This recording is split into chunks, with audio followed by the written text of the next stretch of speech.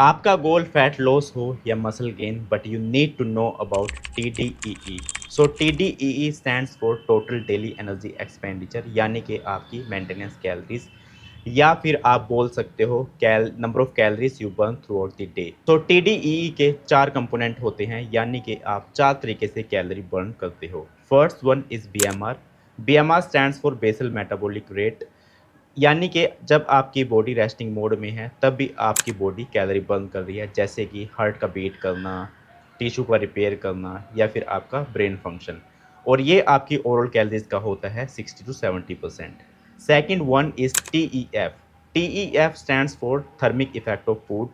जब आप कोई फूड खाते हो तो आपकी बॉडी उसको ब्रेक डाउन करती है, डाइजेस्ट करती है, अब्जॉर्व करती है।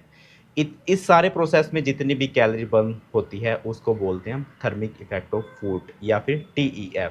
और सबसे ज़्यादा थर्मिक इफेक्ट होता है प्रोटीन का, उससे कम होता है कार्ब्स का, और सबसे कम थर्मिक इफेक्ट होता है फैट का। Next one is NEET.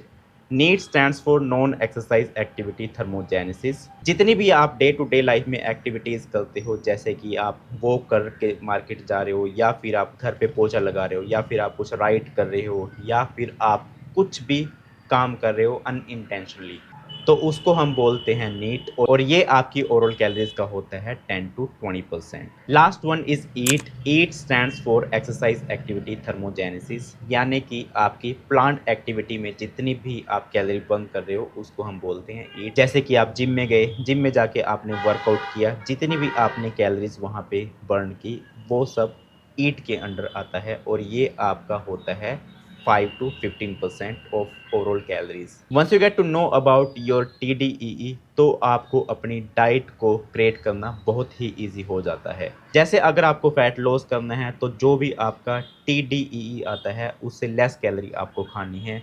अगर आपको अपना वेट या मसल को मेंटेन करना है, जितना भी आपका TDEE है उतनी ही आपने कैलोरी खानी है। अगर आपने मसल गेन करना है, जो भी आपका TDEE है उससे थोड़ी ज़्यादा आपने कैलोरी खानी है।